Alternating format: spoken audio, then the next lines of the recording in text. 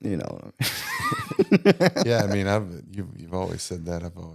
Yeah, day one. Yeah, Yes. that's you. That's you for sure. I love black people. Yeah, We haven't started, have we? yeah, we've started. Oh, Jesus Christ, not again. It's going to be in the full have hour to of do, just like- jump cuts. Just full edited.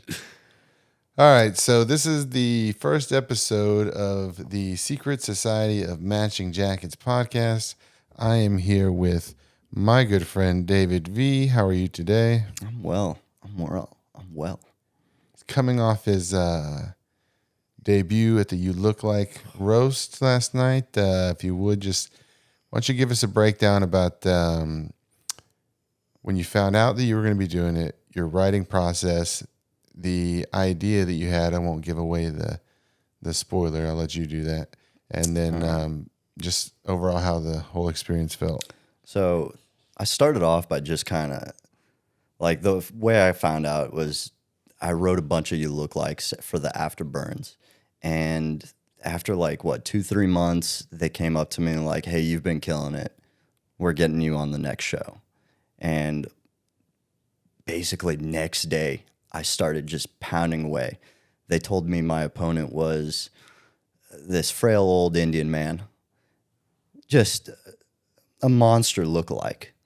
And I knew exactly from that moment I had to go full heel. I mean, would you say I became a person that... You became a little bit obsessed. Yeah. But, I mean, you were definitely dedicated to it. You wanted to make a good impression. I wouldn't call him a frail old man.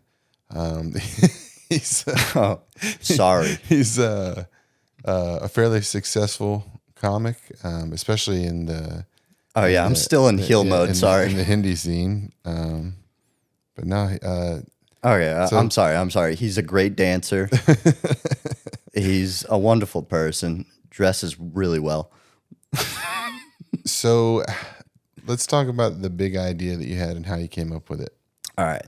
So that was basically, I was just driving home one day and I was listening to a podcast and something about monks came up. And I was like, fuck, I guess I'm going to be a monk. And that You Look Like. It was literally that simple.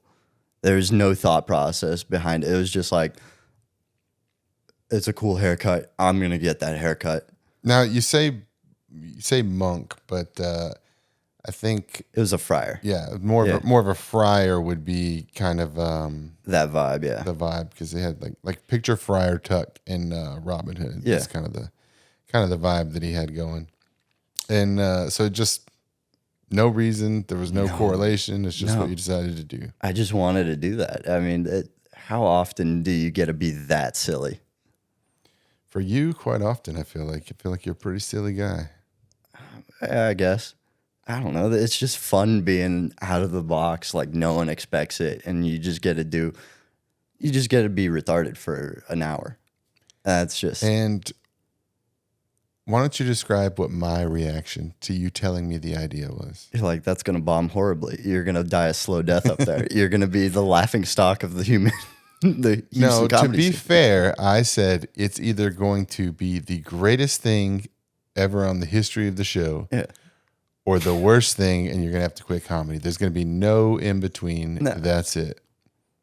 And I don't know. I took that. Like I obviously knew it was a possibility, but in my head it was like, well, I've already decided it in my head. There's no turning back now when I fully could have just like, I'll return the costume to Amazon, whatever. And when you saw the crowd's reaction to the costume, what was going through your head? It's like, shit. Honestly, the first thought was, I hope I don't get a boner. That was legit one of the first. Why would you get a boner? I was like, dude, this robe is so slim fitting. I'm like, oh man. It did go through. That was like legit when I put it on in the green room. I'm like, What'd you have on under the robe? just pants like this and a t-shirt. I showed up just looking like a regular person. And a boner was what came to your mind. Yeah. That's what you thought might happen. Yeah. I get a boner. It's beautiful ladies in the audience, dude. I guess that's true, but I don't know. Maybe because I'm not 14, I don't just get random boners in public by staring at. Trust me, the pretty women. 14-year-old had a boner on stage. He's didn't suit him. You wish he was 14. Let me have this. This. He's old enough in my head. Jesus Christ. That should be one of those beep moments. Yeah. But no, speaking of which, Jude did incredible for the second time. That dude is definitely going viral. If you haven't heard of Jude Alexander, he is a local comic here in Houston. He is 12 years old, and he is hilarious. He has multiple viral videos going from his last grudge match, and he's just absolutely killing it. It's pretty safe to assume that he's gonna be famous, right? Oh yeah, if he sticks with it.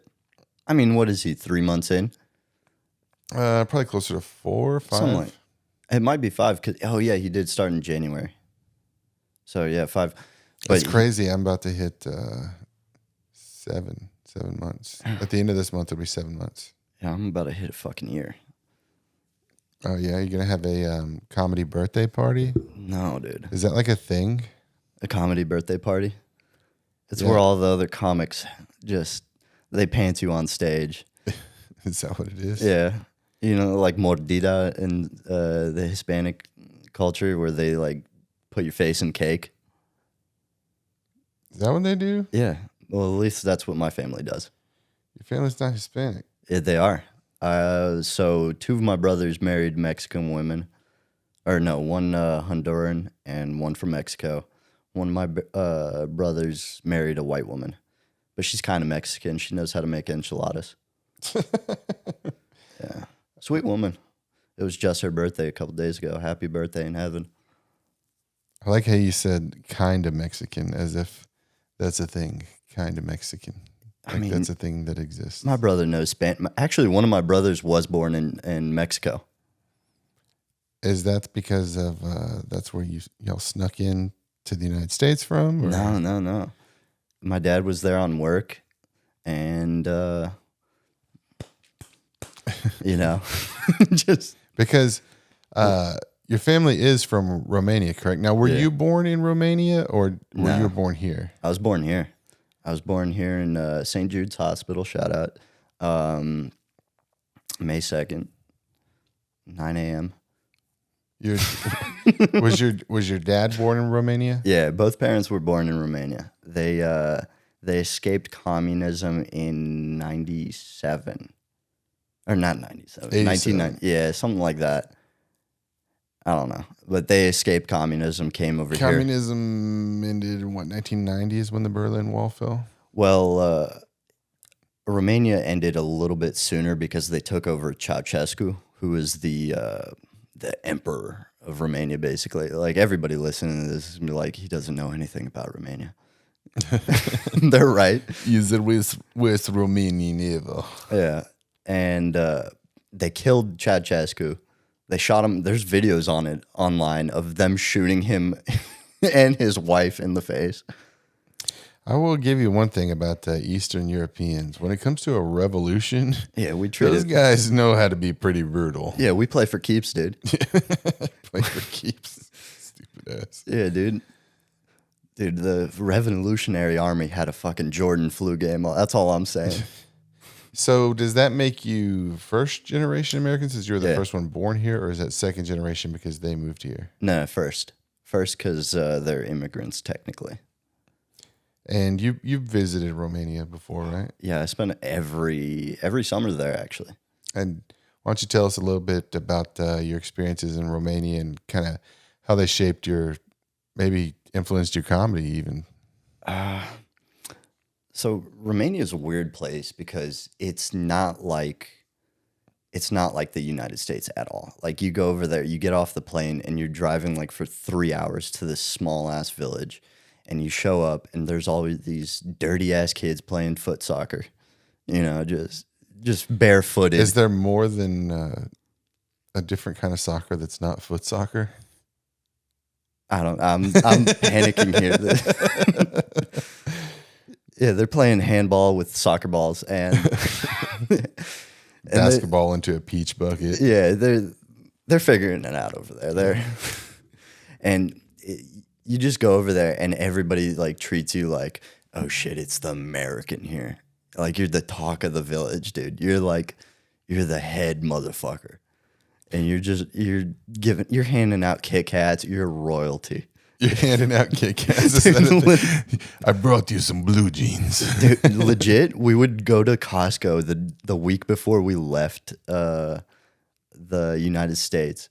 We got there and we'd get one of those big Costco bags of like random candy, like Tootsie Rolls, all that shit. And then every time like I would go out, I'd fill my pockets and be like, treat yourself right. Have you seen Euro Trip when they're in Eastern Europe and it's like they're like, oh man, we're completely out of money. We only have like $5.65.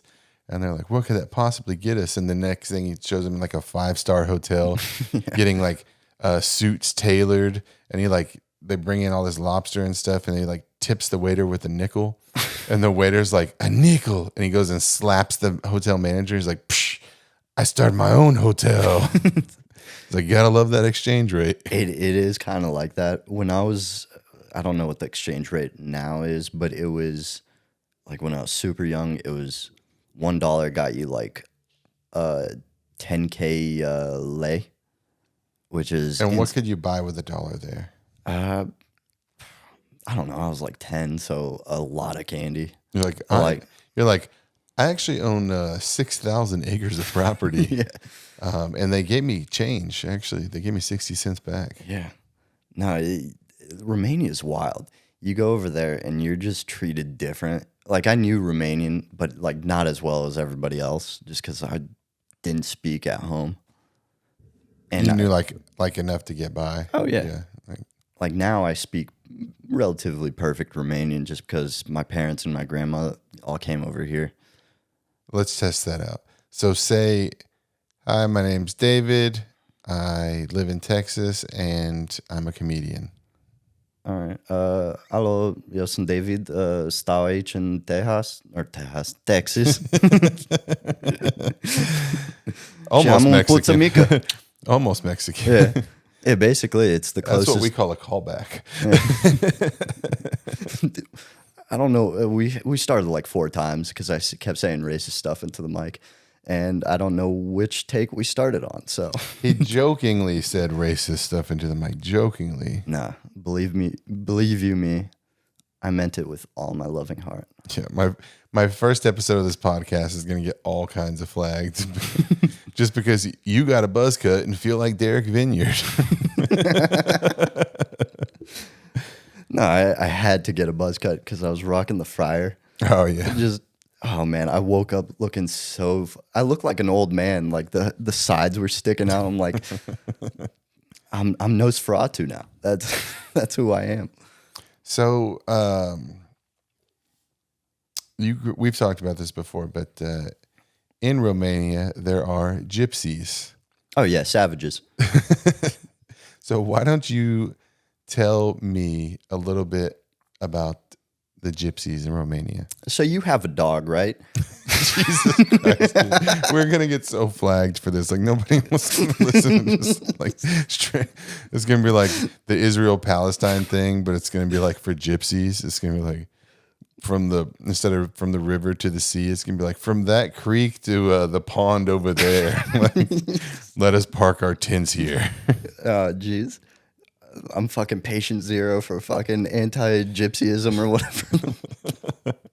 It's fine. They're not people. Jesus Christ. Hey, man, I saw the Hunchback of Notre Dame, all right? Like, they seem like some nice folk. All right. I'll give you that. Barely people. But so what causes this anti-gypsy sentiment? So basically, they just kind of rob and steal all throughout. This is Romanian propaganda. Not a paid endorsement by the Romanian government, but from what I've heard, they do rob and steal quite often. And have you ever personally experienced a gypsy robbing something from you? They tried taking my bike when I was 13. like while I was on the bike, these two fucking gypsy kids came up to me and they talked to me, and I was like, oh, get the fuck away from me. And then one kidney punched me, and I was still on the bike. And then a bunch of other Romanian kids, like actual whites, came up. Actual whites. We were gonna get so flagged on No, this. this is all jokes. This never happened to me. Dude. So basically, it's kind of like the beginning scenes of Borat. Is what I'm picturing in my No, head. that was filmed in Romania. Oh yeah, was that from your grandmother's village? It was like maybe an hour away from her. Actually, it was deep in the Carpathians. Is that like a mountain range? Yeah, or- yeah. If you ever read Dracula, great book. It takes place in the heart of the Carpathians, where Transylvania is. So Transylvania, is it a city or was it a country, like a city No, state? it's a whole like region of Romania. It's But before Romania was Romania, Transylvania was like a city state, kind of like how Athens was in Greece, right? Like they're Basically. city states, they're their own yeah, government. it was a whole chunk. Yeah, it was governed by a handful of people. The biggest would have been Vlad Tepes, which was based who they based Dracula on. Is that the same region that was run by Catherine the Zeta-Jones? Terrible? No, Catherine the Terrible or something. Or some woman she used to like bathe in blood and like. I don't know. I want to say that's a Transylvanian thing as well. I don't know. I honestly have no clue. I know about Vlad Tepes. That's about it. And I visited a lot of the castles in Romania. And popular name for him would be Vlad the Impaler. Yeah. Correct. All right. I just want to make sure we're talking about the same Vlad. I'm sure there's a lot of Vlads over there. Oh yeah, I have like 3 Vlads in my family. Now it's funny that you're Romanian, yet I wear Adidas tracksuits. Seems a little backwards. Yeah, I'll get there. It's more of like, you need to build up respect in the Romanian culture to be able to rock the stripes. Is that a real thing? No, dickhead. I had no clue, dude. I was like, is this a real, am I considered like a man of much respect in Romania because of the 26 tracksuits that I own? Yeah, no, your father's supposed to hand them down to you, really. That's how it works. This one has the bullet holes from the revolution. This is your grandfather's and your grandfather's grandfather's tracksuit. It's made out of fucking potato sacks. What's the Yugoslavian car? Just pull up in a Yugo. Dude, those things are actually... You see a lot of Yugos and a lot of Dachas in Romania. Is Dacia Romanian? Yeah, vehicle? it's basically made in Romania.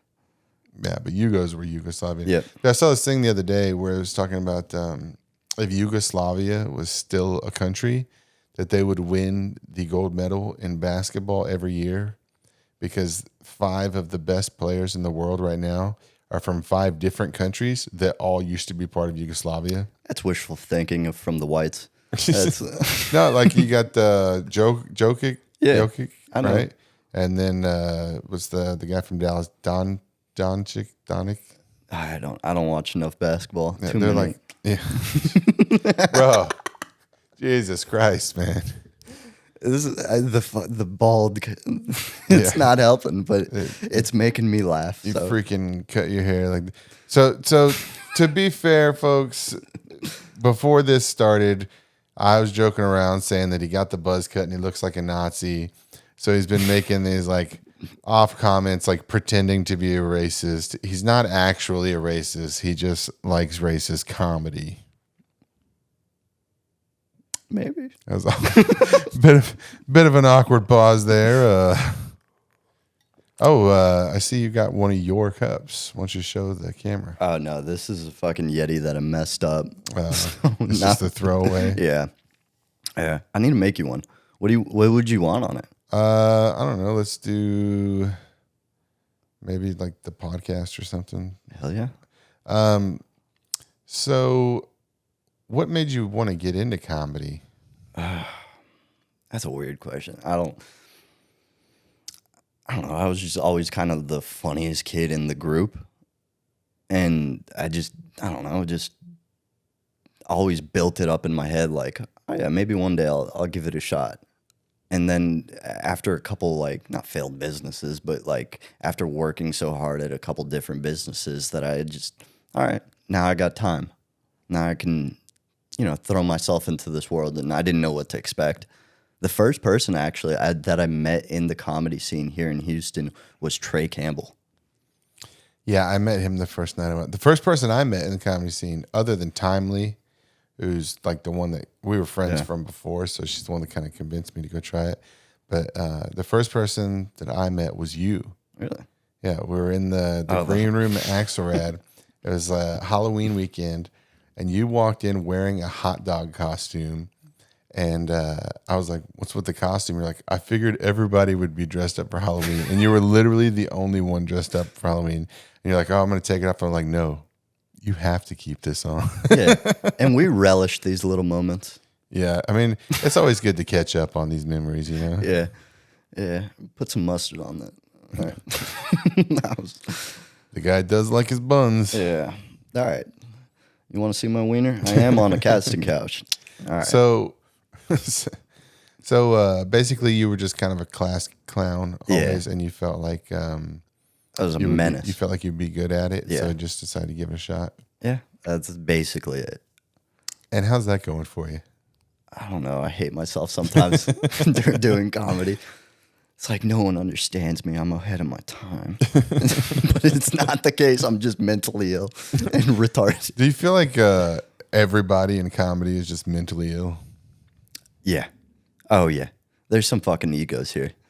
Yeah. I mean, I wouldn't consider being egotistical mentally ill. I mean, I guess maybe unless you're talking about narcissism, but it seems like a lot of us deal with depression.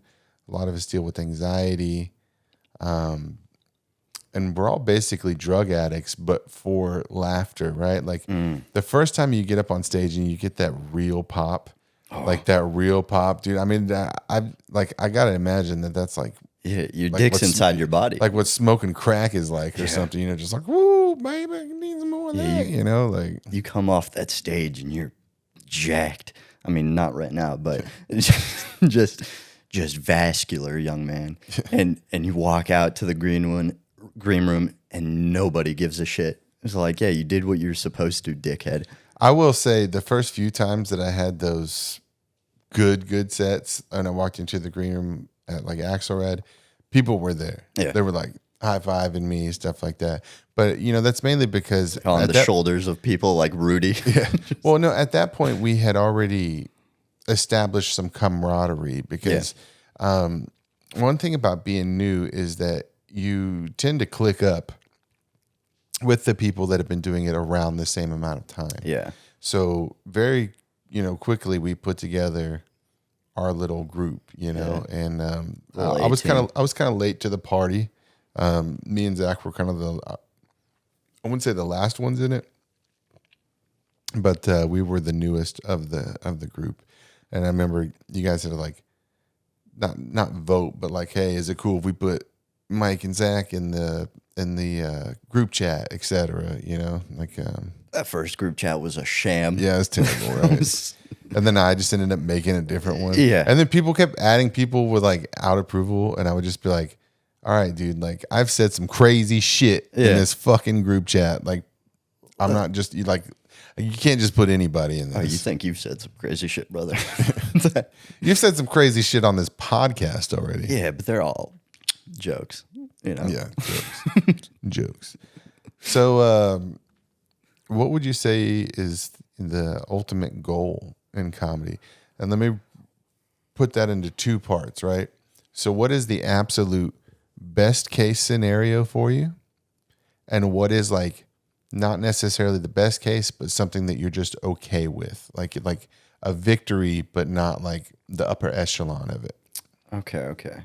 So top goal right now is I just want to tour with my buddies. That's just going like, Shreveport, or in, Just being on the road in general. yeah, that'd be sick. And just being able to live off comedy eventually. I mean, I don't have the biggest nut to make, but that'd be a dream come true. And just touring around, hanging out with your friends, and just at the end of the night doing 2 shows. I mean, there's no better life in my head than to do that.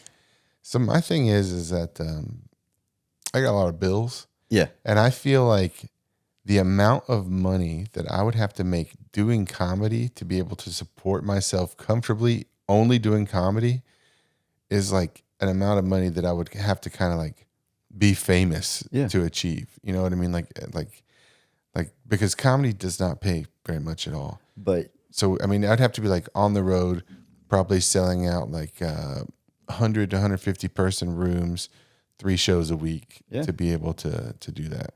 I mean, that's kind of the goal. I mean, and you wouldn't just do comedy, you do podcasting, merch, all that bullshit piled in Well, yeah, together. no, that's all comedy. That's, okay. That's all pulling. And merch is where you really, I would assume, make your money in comedy. Like at least the people that I know that are on tour, they tell me they make way more money off merch than necessarily off the show, especially if they're a feature or if like it's not their show.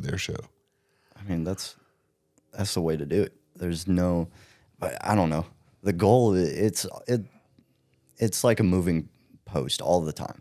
The goal changes, Maybe in 2 years we start doing, shows around Texas, whatever it is, Yeah, And my then- goal is to be doing it sooner than that.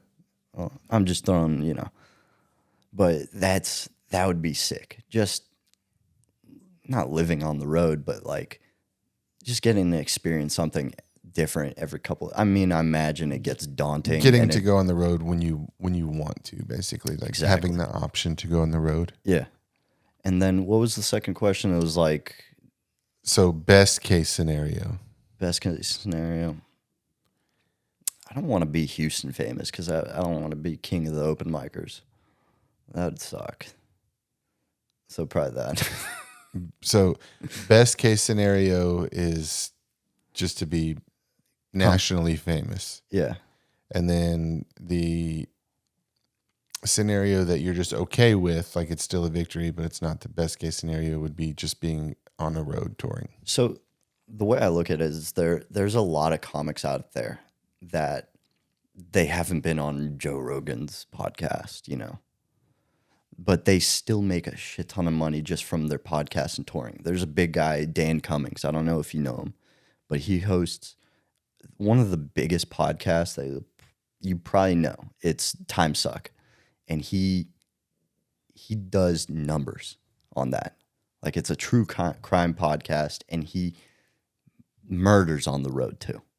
So, I mean, there's a little in between. You don't have to be crazy famous, but if you have a good product, you got a good product. Yeah, I feel like part of it is just also knowing how to capitalize on opportunities, as well as knowing how to market yourself. Yeah. I feel like that's one of the big disconnects is like we know some guys that are fucking hilarious, like great comedians, murder it every time they get up, and can't sell one ticket, can't get one person to come see him. I mean, I'm not gonna lie, I feel like one of those guys, but I'm working on it. That's I the wouldn't goal. say you murder it every time. No. I drop the ball quite often. You're getting there though. Dude, what's crazy is just in the last 2 months, the amount of progression that I've seen, specifically in our friend group, has been nuts. And I hate to sound like I'm taking credit for that, but I think a big part of it is You want to kill Tony? no, not that. at all. I don't think that's part of it at all. Really? I think it is me putting you guys up on stage in front of crowds that you would not normally get to be in front of. Okay. And then because then you guys murder it, and then the boost of confidence that comes with that. Yeah. Like when, dude, the speed round at Soup Kitchen, like everybody fucking murdered, like destroyed the crowd that night. Like every single one. At offensive line, everybody that went up fucking killed it, and granted, there were some on both of those shows. There were some killers, guys that like are up all over town, like that are great. We had a few pop-ins or touring comics, but to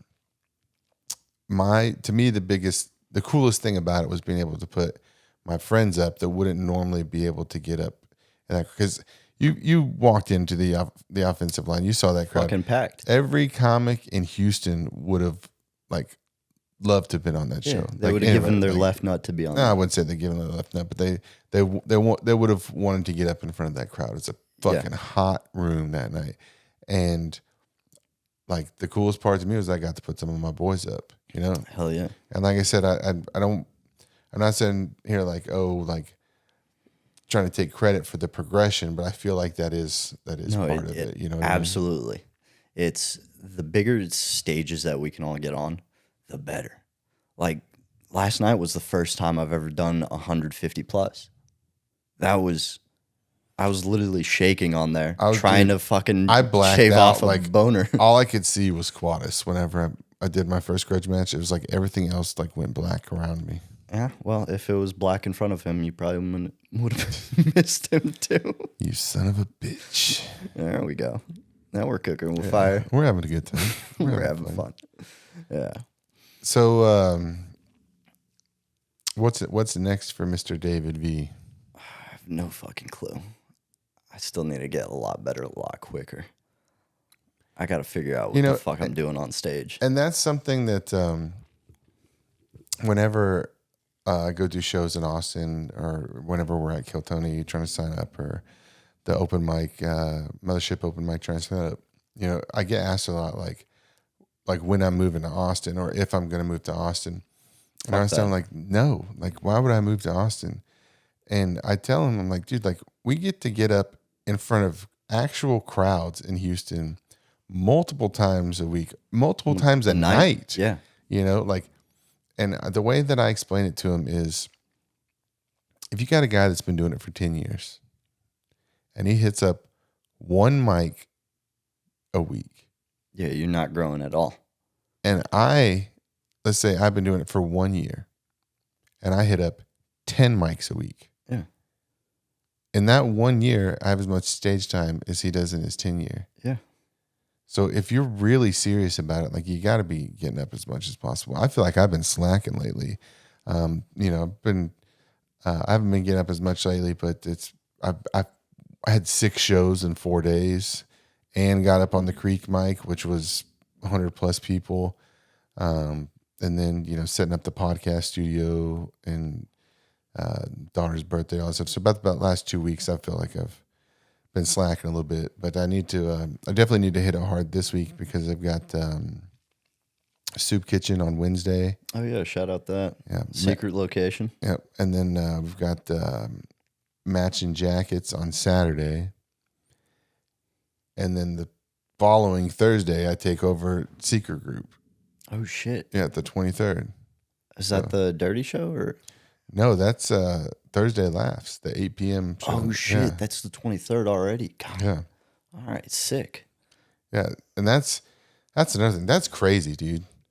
Like, Yeah, just I did growing not see that come. crazy fast. Like somebody, even after the offensive line, I think it was the same night, somebody came up to me that night and was like, yeah, this is crazy. Like, you're totally gonna do Thursdays now here. And I was just like, there's no fucking way. I was like, it's not happening, dude. Like didn't think in a million years that it would happen.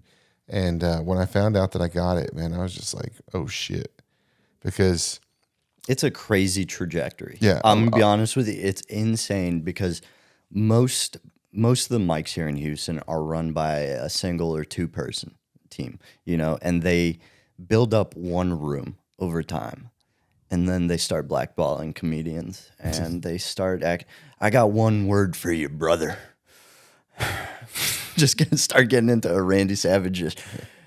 I got 5 words. Okay, I'm sorry. Oh, I mean, where were you going with that? So that's how it normally happens. But they build it up, that room, and they just start throwing shows, and they, you know, it kind of fizzles out over time because you only get the certain clientele. But at the Secret Group, they advertise for you, and you don't have to do not anything, but you know, you have to. See, and that's the thing, is that I think that's the mentality that people get. Exactly. Is that they rely on the club to promote.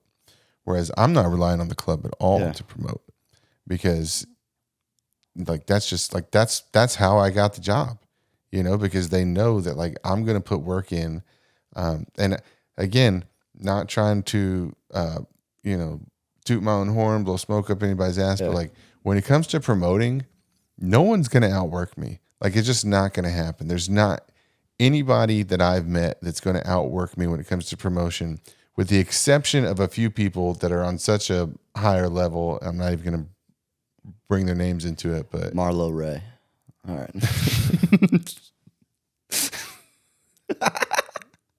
Sorry. he's just calling people out by name over Yeah. here. Drew Cab, you called me Casey Snot Rocket. Go fuck yourself.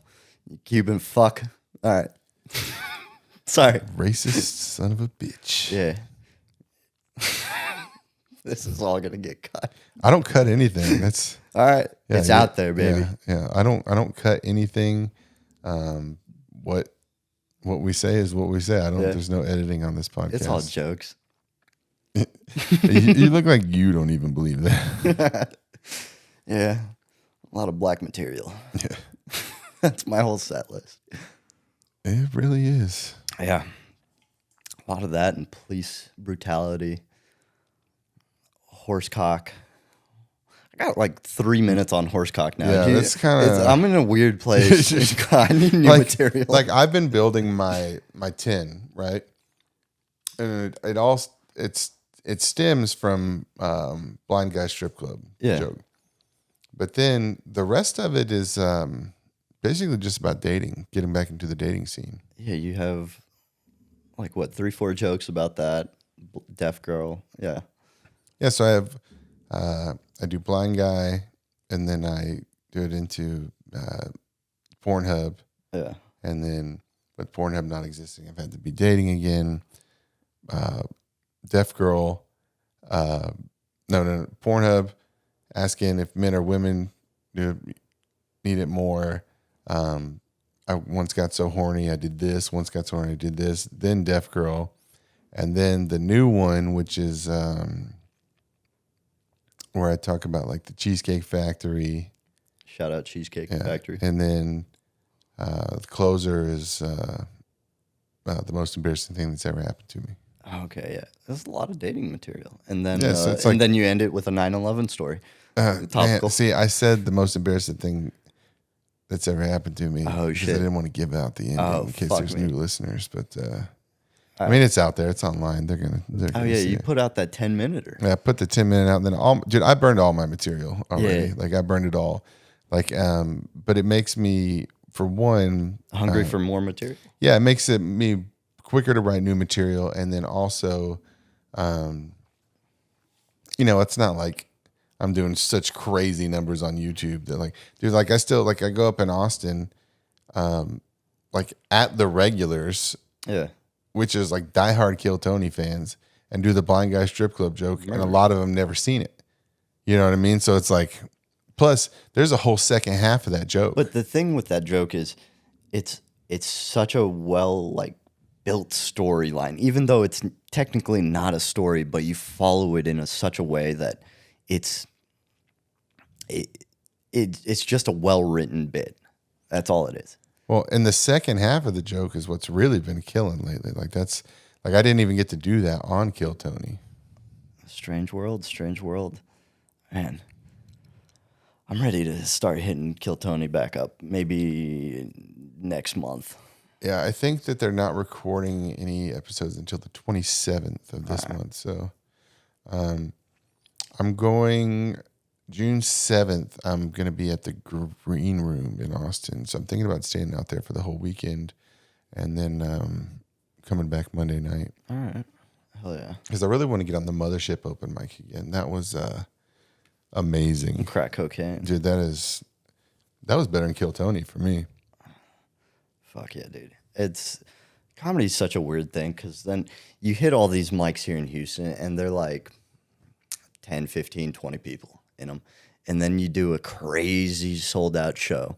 And then it's like, fuck, I want that again, but it's out of reach for a little while. At least at the level we're at right now, right? I mean, we can't do sold out shows every time. We're not Shane Gillis. And it's just building up that that audience, building up that everything about it. Yeah, there's just something about when you are doing a crowd of like 50 or more. Yeah.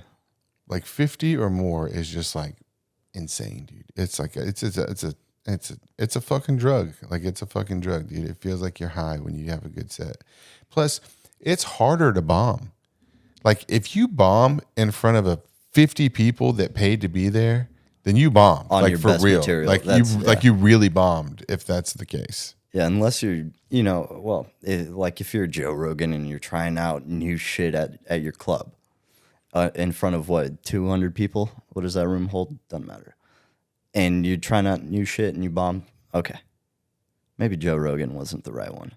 But no, but what I'm saying is that for guys like us, right? Yeah.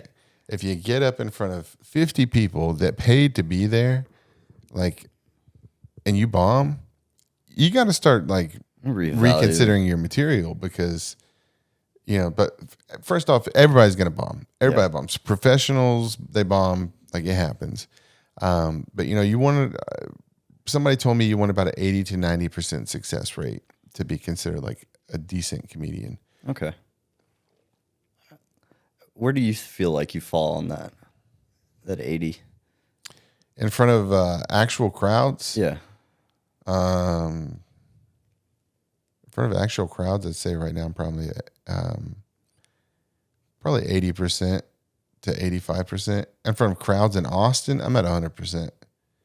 I'm like again, not trying to make it seem overly whatever, but just dude, there's every time I've gone up in Austin, I've just fucking killed it, dude. The Mothership open mic, the regulars twice, the Creek open mic. Like I said, that's on Sundays. The 8 p.m. one is 100 plus people that are not comics that are there to see comedy. Otto Caldo's show that was at that weed store, it was sold out. Personally sold like 16 to 20 tickets, something like that. So like I have a lot of friends in Austin that can't come see me here.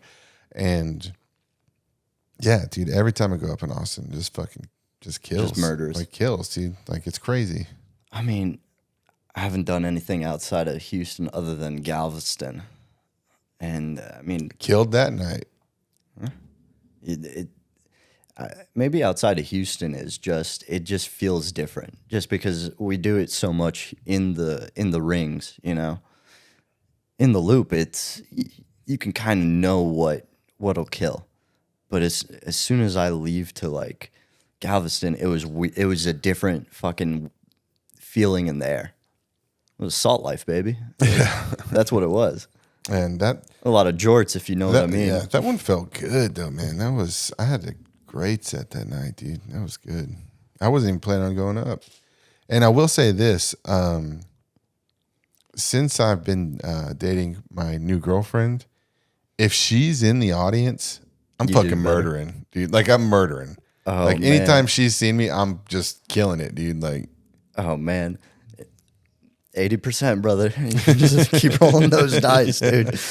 No, do you think she'd love you less? We're not even at the. All right, we don't even talk about. Do you think she'll like you less if you bomb, or will it humanize you? I mean, dude, she's a normal person. She's not like a fucking. She doesn't look like. It's not all about. We didn't meet through comedy. Okay, yeah. But you're saying we met because I was scrolling through Facebook, right? And I saw her name, like on the feed, and I had never seen that name before, and like it just like got in my head, right? Like that I'd never seen that name before, and I was trying to think like how would you pronounce this name, right? Yeah. So then I don't know. So that the way the algorithm works, like if you stop on someone's post, like it's going to put more of that in your feed. Yeah. So Facebook over the next few days just kept putting more and more in her feed, and like if I liked it or whatever, then it's even more and more and more. So I found it's like to not know something drives me fucking crazy. Yeah. Like somebody's like, got you a surprise, but I'm not telling you what it is. Like, no, you're fucking telling me what it is, or don't even bring it up.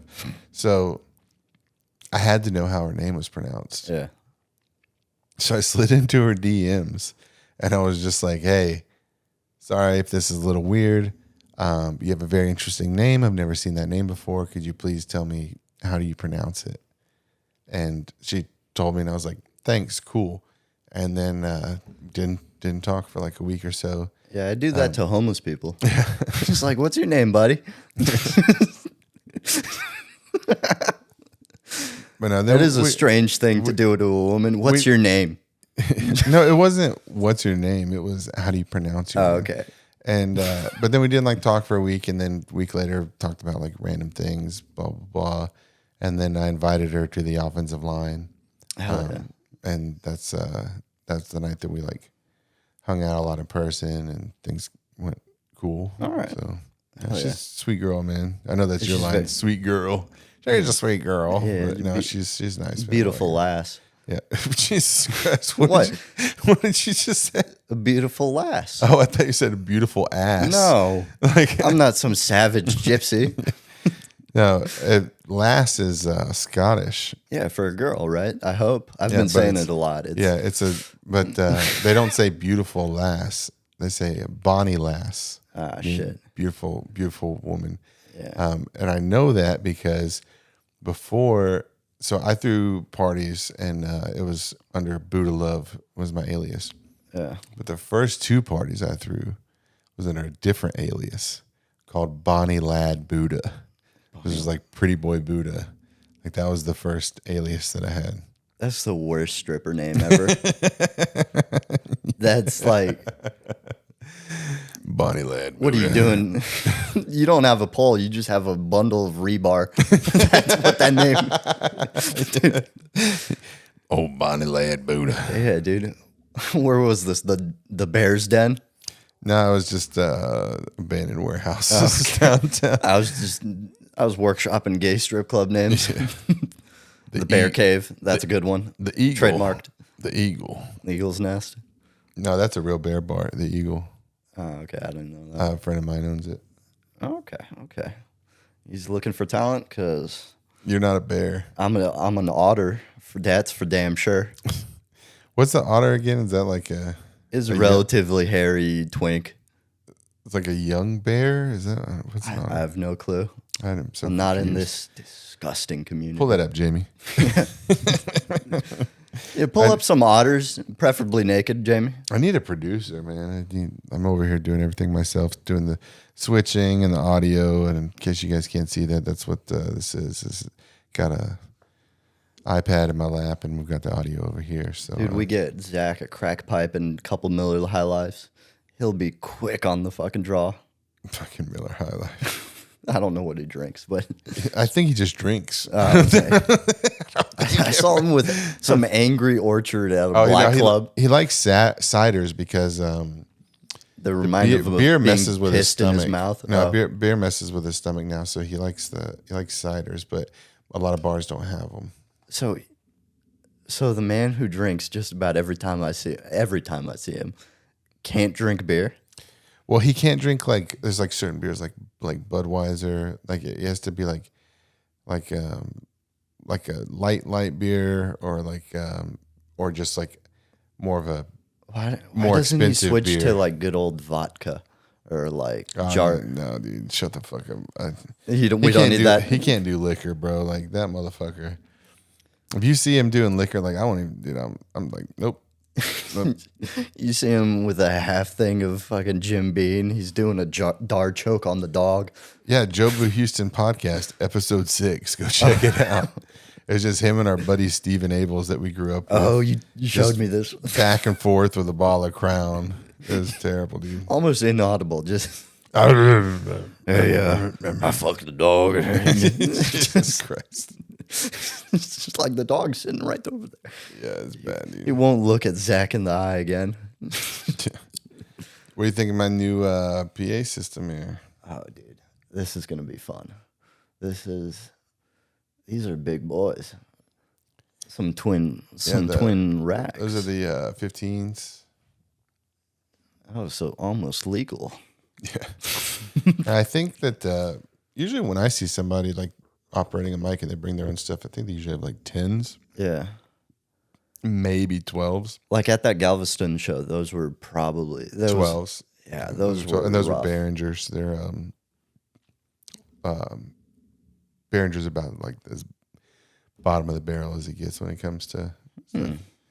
It's like the off-brand that you get at Guitar Center, and Costco style. yeah, and it's not that these are top of the line. Like QSC would be the best ones, but for budget or not budget for like price point. yeah, and for price point, and then all the reviews were really good. They're made sturdier, like the plastic or composite or whatever is really good. And the fact that I'm only using it for vocal, yeah, like I'm only using it for comedy, maybe just to play walk up music in between. You know what I mean? So I don't really have to worry about a lot of the things. And then we got the I mean, they're good looking boys. got the Onyx 8 mixer. So this thing I can actually record the audio to an SD card on here as well, or just run the out to the Rodecaster. So when's the first debut of these boys? You gonna crack a champagne bottle on them? no, we'll have it. That's what we're using for matching jackets. Hell yeah! Weekend, so Oh, is that fucking this week? What is today? well, it's a week from today. the 11th. Oh shit. Okay. It's a week from today. We're almost sold out. I think we have like maybe 10 tickets left. Fuck yeah. Fuck yeah. It's That's gonna be a hot room with 50 people in there. it's gonna be Yeah, hot as hot. shit in there. No, I mean just a hot room. Like I mean, I'm not temperature wise. I know what you meant, but laughter wise. No, they got great air conditioning in there. have you stared at the air? There's like handprints. Like Kareem Abdul-Jabbar just comes in there in his off times and touch it. When you guys are over there, if you're watching this, stare at the AC units. It's filthy.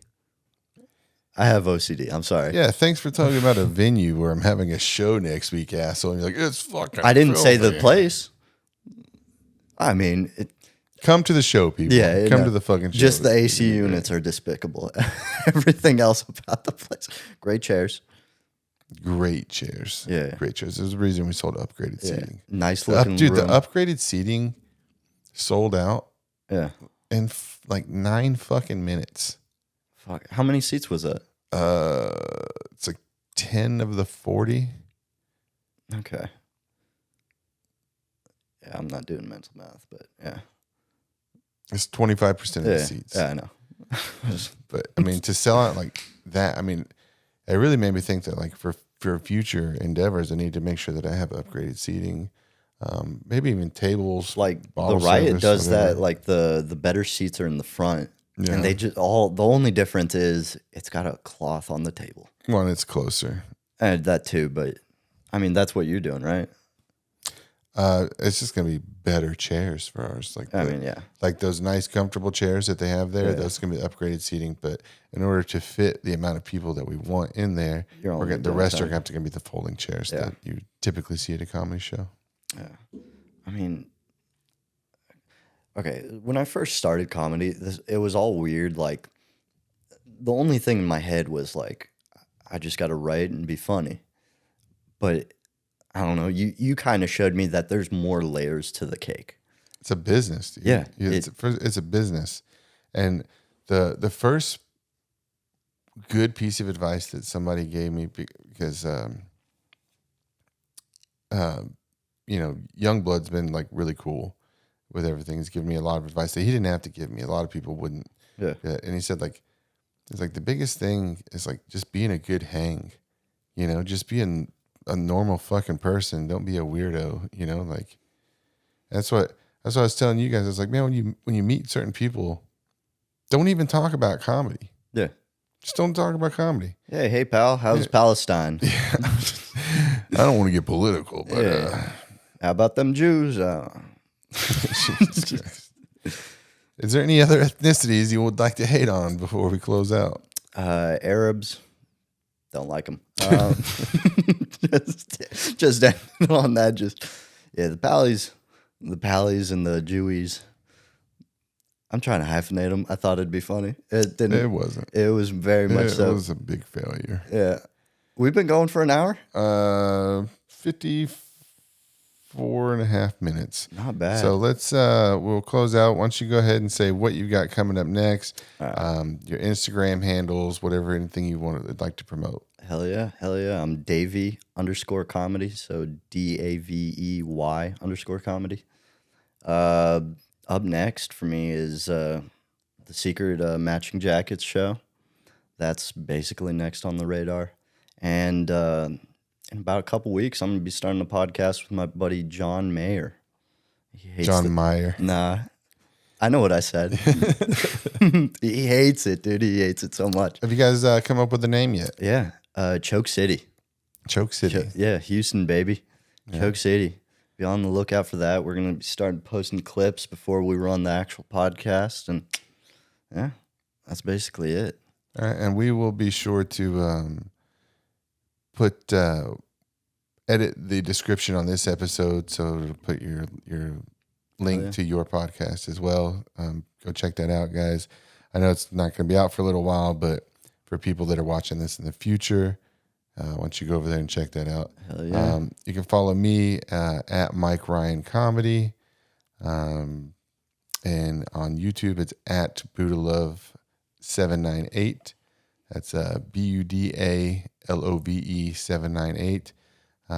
Be sure to subscribe to both of those. If you're watching this on YouTube, you're already here, and you haven't subscribed, you're kind of an asshole at this point. Yeah, give it a like. Yeah, It's free. Like, comment, subscribe. I don't care if you hate it. Just comment your hate. Send them hate mail. Comment your hate.